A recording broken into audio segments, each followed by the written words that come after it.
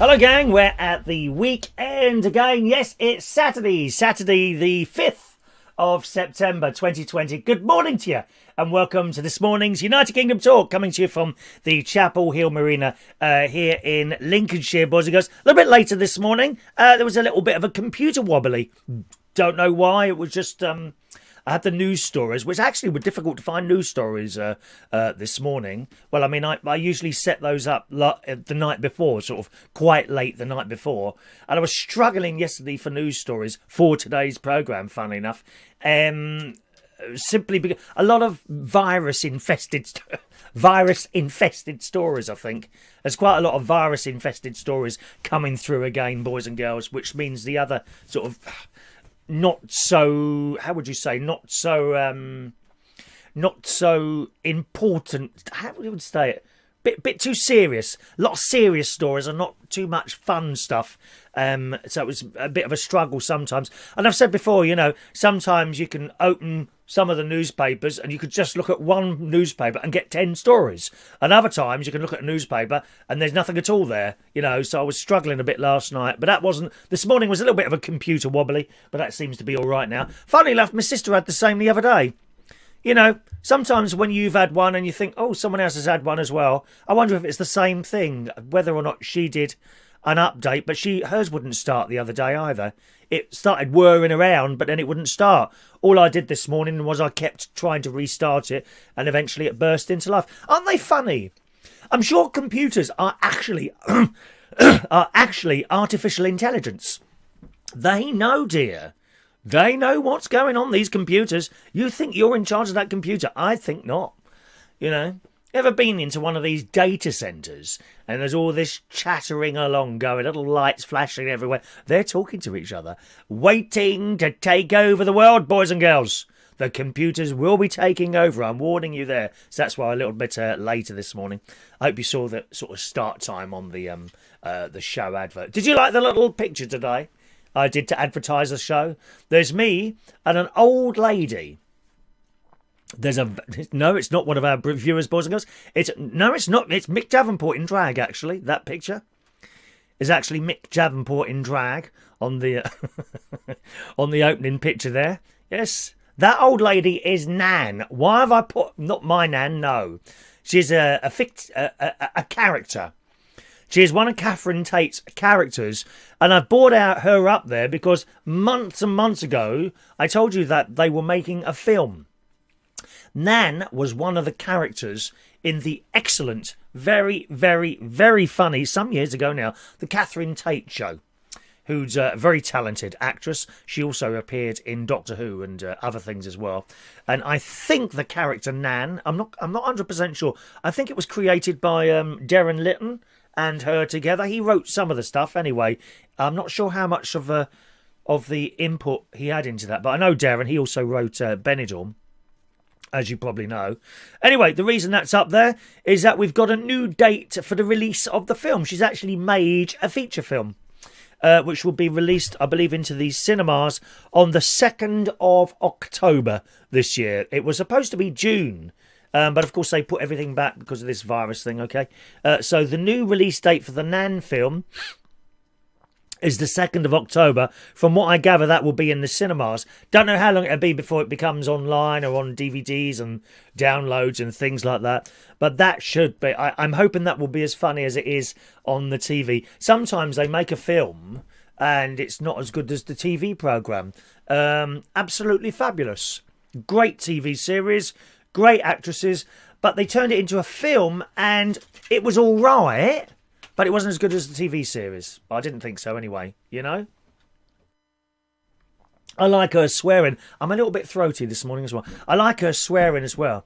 What? She pretends to like someone. She pretends, oh, hello, Betty. How are you today? Oh, it's lovely to see you. And the woman will, lovely to see you. What a effing old fat cow that is. Oh, don't she go on about what's wrong with herself. Oh, I can't believe it. Oh, she's hilarious. You can look her up on the YouTube. If you're abroad, another country, maybe you haven't seen Nan, just type in the Catherine Tate show, Nan, into your YouTube thing, and you should come up with something of it. Hilarious and very, very lovable as well when she's on the screen. Wonderful, wonderful, wonderful. The weather looks like it's going to improve. Hasn't been too bad, has it, really? We had a couple of cold nights. I had the heating on last night, funnily enough, on low, 18 degrees, but I didn't really hear it click in and click out. Sometimes I don't know what it is, my air conditioning unit in the bedroom ticks. It's a bit like the drip the other day. I'm sure it's not a drip. And I timed it. It's about, well, actually, it's not exactly. Usually it's about 14 seconds between a tick. Doesn't do it all the time. I don't think it's a water dripping, right? Because it only happens, water dripping, you get condensation if the air conditioning's on. But when it's on heat mode, I don't think it's water dripping or anything like that. It doesn't sound like water dripping. But it literally, it ticks roughly every 14 seconds. I would sit in there timing it, and then it'll stop. It'll do it for a while, and then just stop. And I can't work out what that is. Don't want to have to bring a man in. Anyone know what that might be? Anyone got we call it Tory air conditioning. Tory air.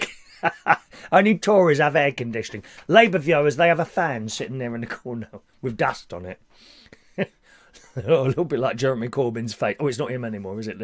Anyway, the weather's going to warm up. In the Daily Mirror this morning, the Met Office forecasts our temperatures peaking in the mid-20s next week. So we're back up to 25 centigrade, about 80 Fahrenheit, something like that. Next week, thanks to tropical maritime air.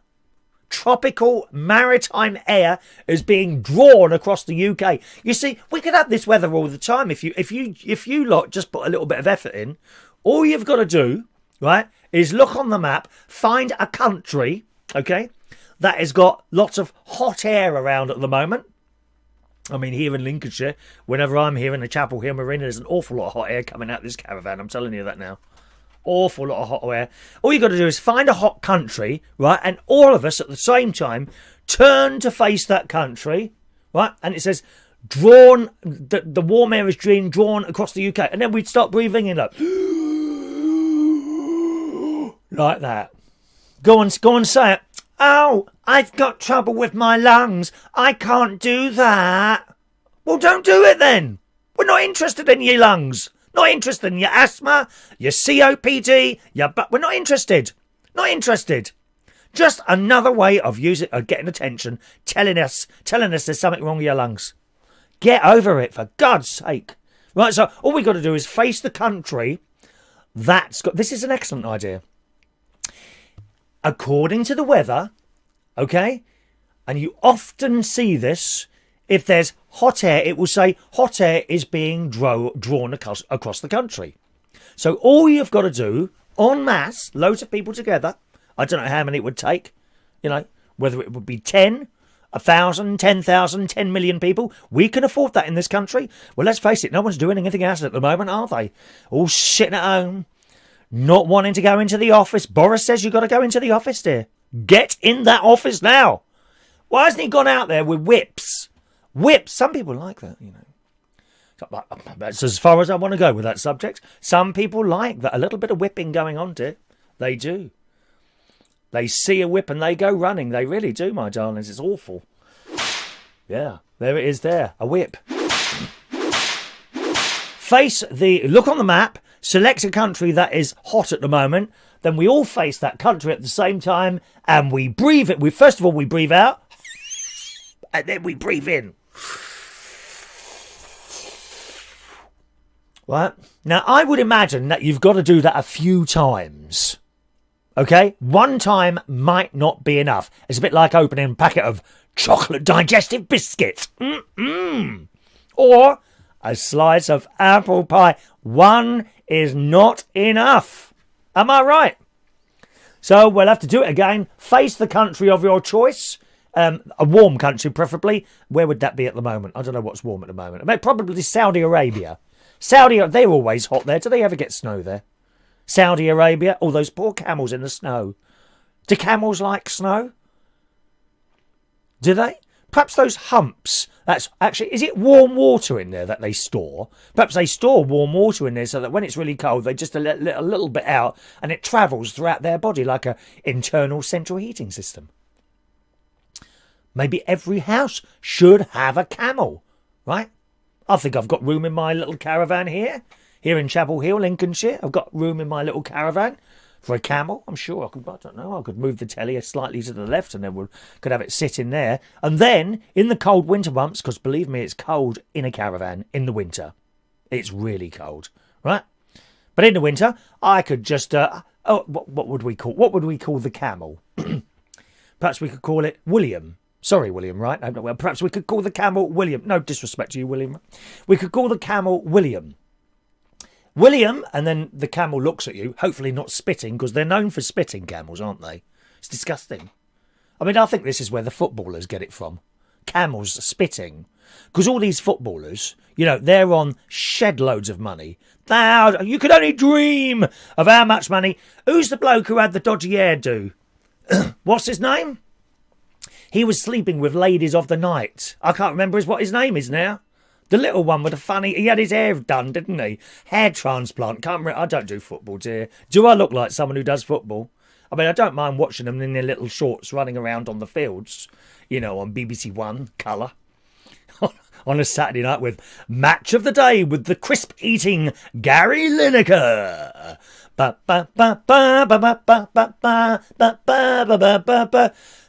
And these footballers, they can afford to go to places like Saudi Arabia, Dubai, and places like that. They can afford that. 5-star hotels. Not like you and me. There we are, you know, on Chobham Common or, I don't know, Lincolnshire Wolds, setting up a little tent somewhere, aren't we? Eh?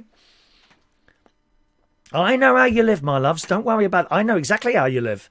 There you are, setting up your little tent and putting the pins in the ground. First time you've ever done it, is it? Oh, well, good luck with that one, mate. Especially if it's raining. Poor thing.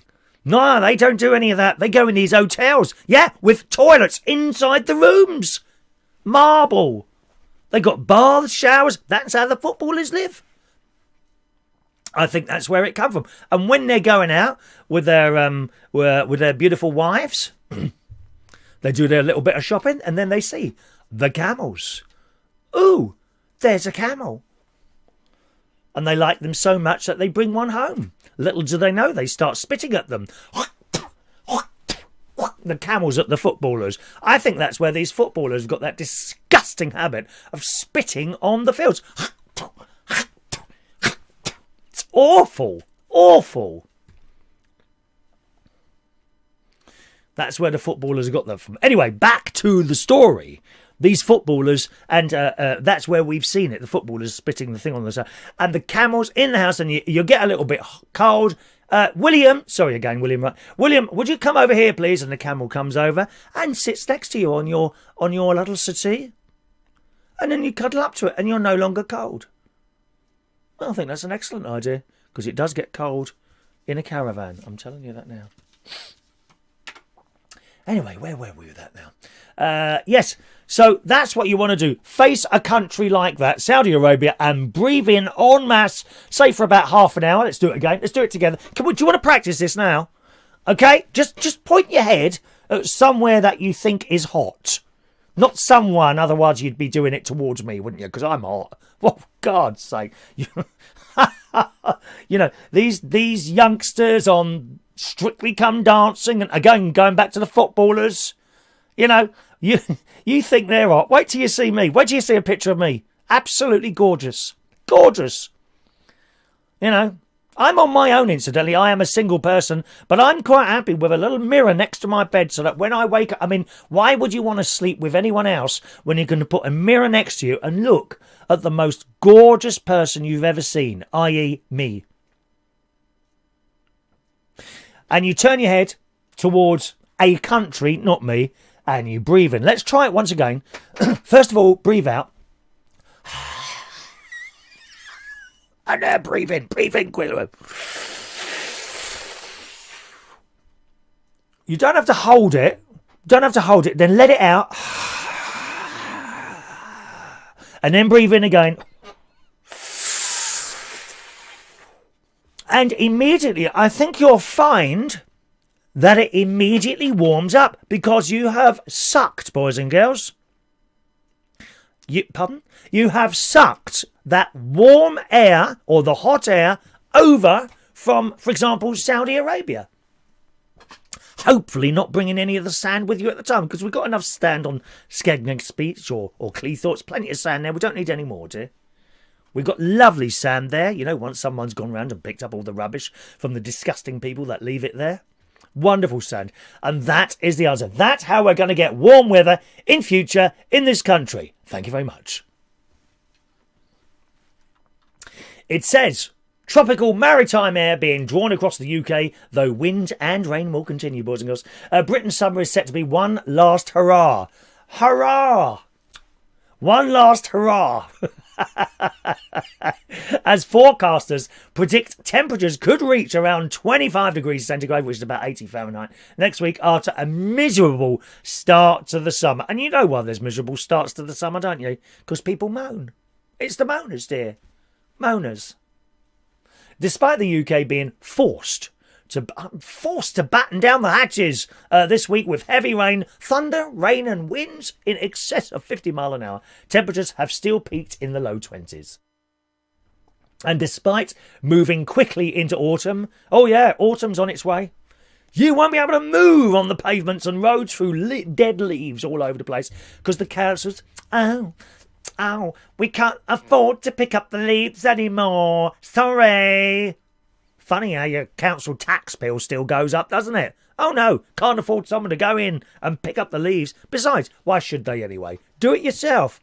Oh, not touching those leaves. Nothing to do with me. Oh, there's a crisp wrapper on the floor right outside my house. But it's not mine, so I'm not picking it up. Oh no, nothing to do with me. Go away. No, not touching it. Pathetic, stupid people. And despite moving quickly into autumn, scorching heat, that's what it says in the Daily Mirror, scorching heat could be set for something of an encore. Though it won't be quite a dry Indian summer with rain and wind also likely. Oh, are we allowed to say that? Indian summer? Is that offensive? Is that offensive? Are we allowed to say that? Hello, left-wing groups. Hello? Left-wing groups, can you help us out here? Oh, no, can't say Indian summer? What do we say? What do we say now? A summer that is like in India. Is that okay? That's not offensive or, is it anti-something or other like that? What is it, darling? Could you tell us, please? We don't know. So we need help, darling. We need help. Yeah, that's why none of you get voted in, dear. Is it cultural... Is it cultural misappropriation to say Indian summer?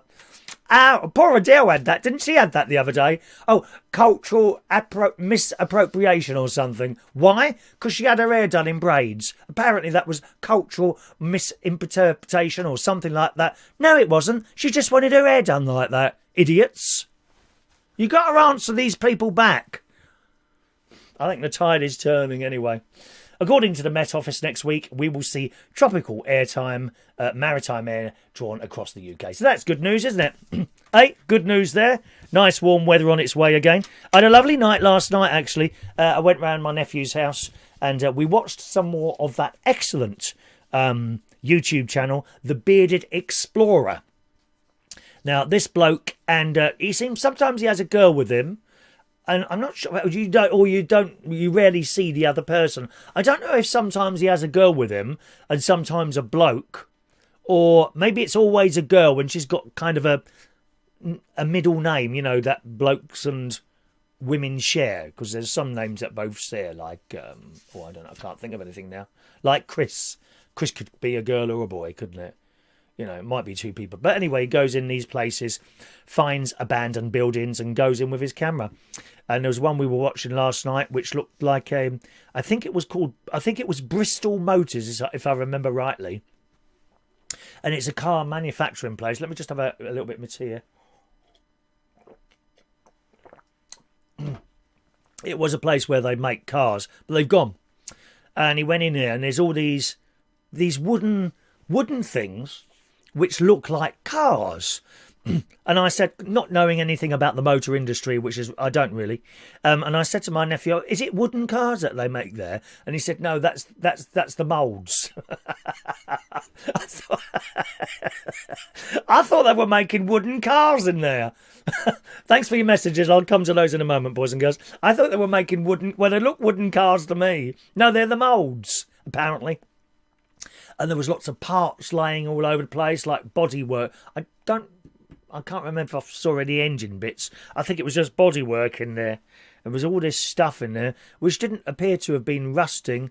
And then we saw another one of a pleasure island, it was called, which was like a fun fair, an outdoor fun fair thing, a little bit like a very, very tiny Disney World, you know, fun fair things and all that.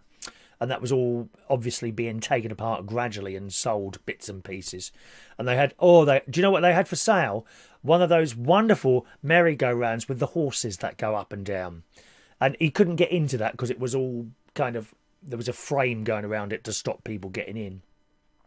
But he put the camera through the holes in the frame, and it was in such good nick, and all the horses were gold.